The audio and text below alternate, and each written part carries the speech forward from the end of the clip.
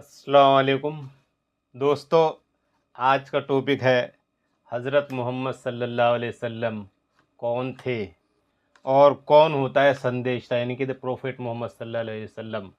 آج اس پہ ہم لوگ بات کریں گے۔ اس سے پہلے ویڈیو میں ہم نے بات کیا تھا کہ حضرت محمد صلی اللہ علیہ وسلم کا پریچے، اس پہ میں نے ایک ویڈیو بنایا تھا دوستو۔ یہ نیکسٹ ویڈیو ہے کہ حضرت محمد صلی اللہ علیہ وسلم کون تھے وہ، آج اسی پہ بات کریں گے۔ تو میں آپ لوگوں کو پڑھ کے سنا دیتا ہوں۔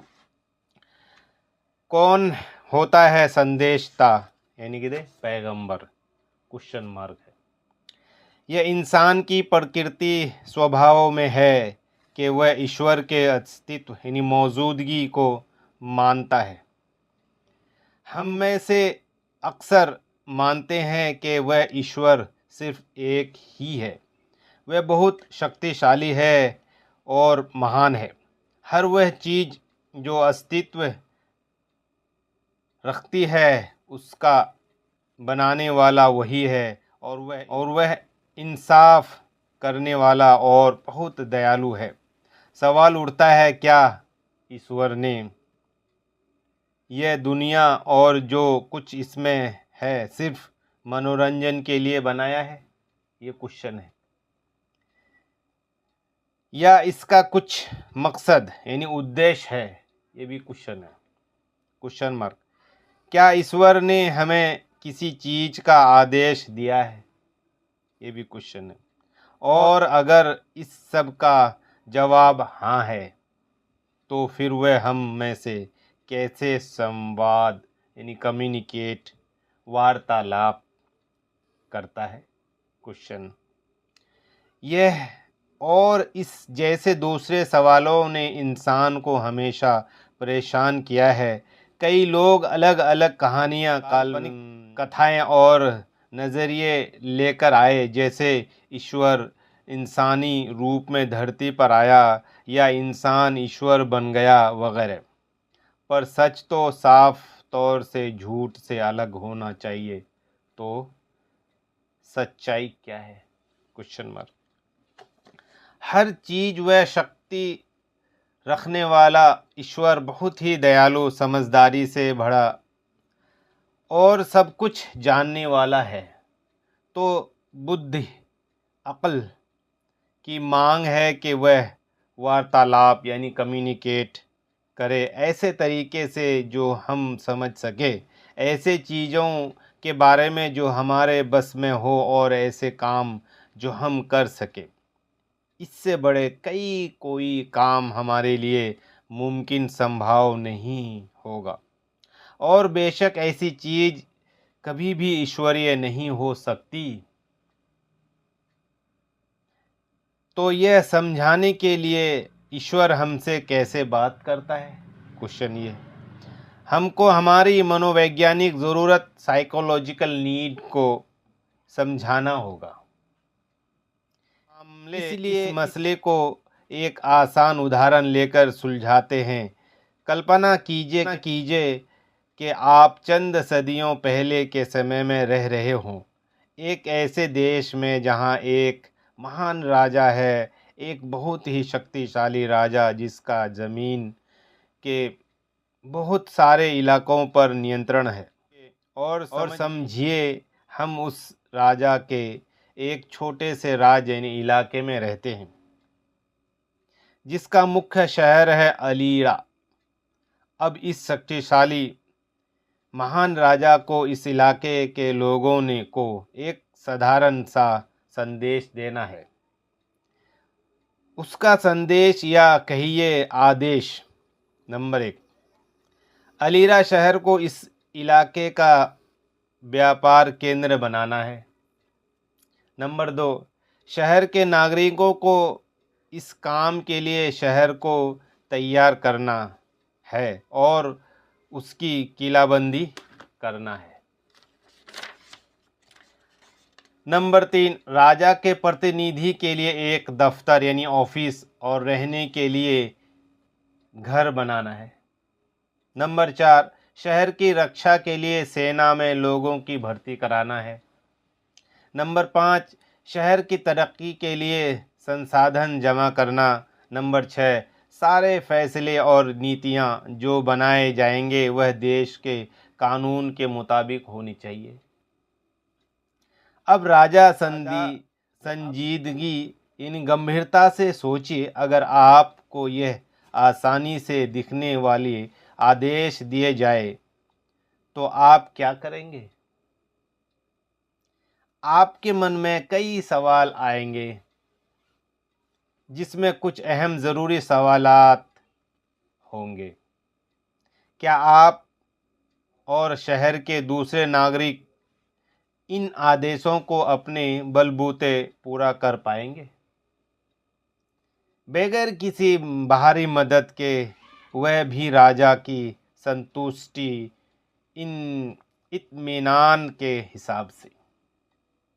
आपको इस परियोजनाओं की विस्तार भरी ज़रूरत और तफसील स्पेसिफिकेशन जैसे मालूमात कैसे मालूम पड़ेगी?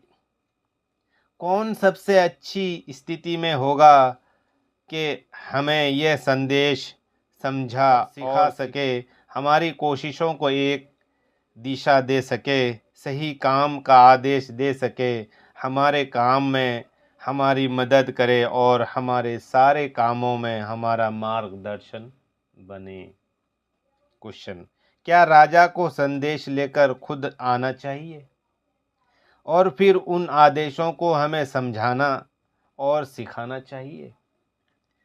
इस काम में हमारा नेतृत्व यानी रहनुमाई कौन करेगा और मुश्किलों और मतभेदों में कौन सुलझाएगा? पहले आदेश और इन सवालों को बार बार पढ़िए, गौर से सोचिए और आगे तभी पढ़िए जब आप किसी जवाब पर पहुंच गए। उसके बाद सोचिए इस बात को। दोस्तों, अभी तक आप लोगों में जो मैंने पढ़ के सुनाया है ये सारे सवालात हैं कि हज़रत मोहम्मद सल्लल्लाहु अलैहि वसल्लम कौन थे। तो इसी पे सवाल जवाब हुआ कि इस सवालों को अगर आप पढ़ेंगे, सोचेंगे और उसका जवाब आंसर क्या होगा ये सोचने लगेंगे। गहराई से सोचने पर हम सब को यह एहसास होगा कि पहली बात, हम अपने आप इन कामों को पूरा नहीं कर सकते। बिल्कुल सही बात, क्योंकि यह आम काम नहीं बल्कि कुछ विशेष काम है। दूसरी बात, हमें कोई विशेषज्ञ और काबिल व्यक्ति चाहिए हमारे मार्गदर्शन और रहनुमा के तौर पे।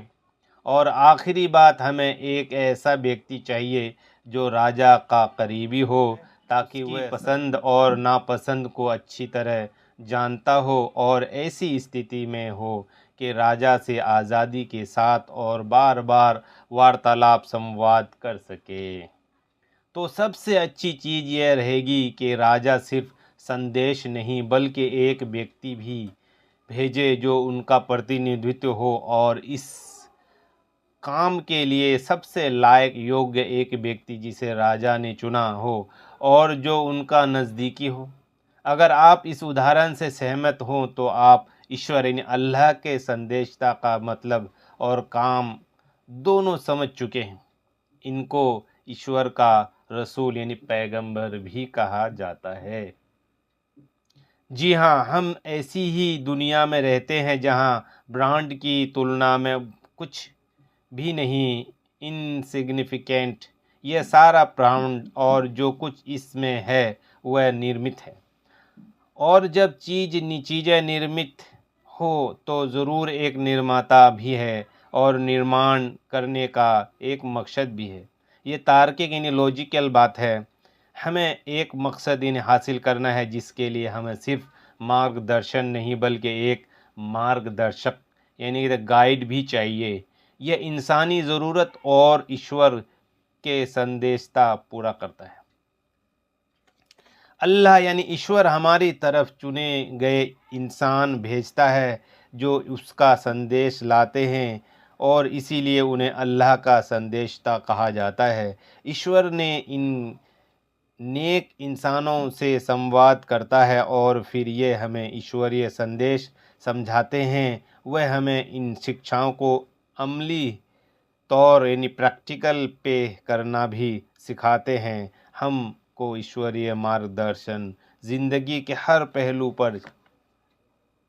پہلو میں چاہیے.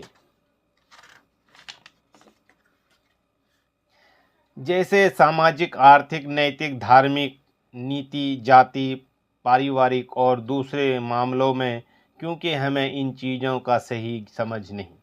ہمارے سرو شکتیمان اور بہت رہنما ایشور اللہ نے یہ دنیا مذاقیہ تماشے کے لیے نہیں بنائی، نہ ہی اس نے ہمیں انسانوں کو بغیر مارگدرشن کے چھوڑا ہے. اس نے یہ بتایا ہے کہ مہان مقصد کے انسانوں کی پریکشا لے اور سچ کو استھاپت یعنی قائم کرے اور جھوٹ کا خاتمہ ناش کرے، دونوں ہمارا ہاتھوں ہے. اسی لیے اس نے ہمیں نہیں چھوڑا کہ ہم اپنی مرضی سے کچھ بھی نہیں. سمے پر اس نے اپنا سندیش کتاب بھیجا اور ساتھ میں سندیشتا بھی، جو لوگوں کو اللہ یعنی ایشور کی یاد دلاتا ہے. اس نے سندیش سمجھاتا ہے اور سچ اور جھوٹ کا فرق انتر بھید بتاتا ہے. جب سے انسان نے اس زمین پر قدم رکھا تب سے اللہ نے اس کے سندیشتا اور کتاب یعنی سندیش بھیجے. ایک لمبے عرصے میں اس زمین پر 1,24,000 سے بھی زیادہ سندیشتا آئے، الگ الگ جگہ اور الگ الگ سمے پر. جب کبھی انسان سچے راستے سے بھٹک جاتا اور اصلی سندیشتا کو کھو دیتا، ایک نیا سندیشتا آتا ہے سچائی اور نیکی کے راستے کو پھر سے زندہ کرنے کے لیے.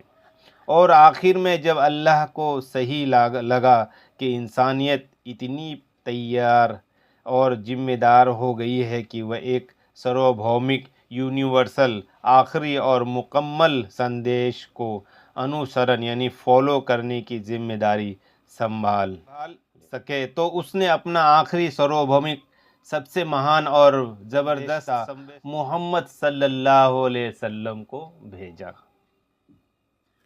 تو دوستو یہ ہے کہ محمد صلی اللہ علیہ وسلم کون تھے؟ کہ اللہ نے حضرت محمد صلی اللہ علیہ وسلم کو ایک سندیشتا کے طور پر یعنی کہ ایک میسنجر کے طور پر اللہ نے حضرت محمد صلی اللہ علیہ وسلم کو اس دنیا میں یعنی کہ اسی لیے آج کل ہم لوگ حضرت محمد صلی اللہ علیہ وسلم کو ایک دل سے بالکل چاہت جو مانتے ہیں، کیونکہ دوستو حضرت محمد صلی اللہ علیہ وسلم کو اللہ نے اس کے ڈیٹیل سے اگر پڑھیں گے دوستو کافی کچھ آپ لوگوں کو سیکھنے کو ملے گا.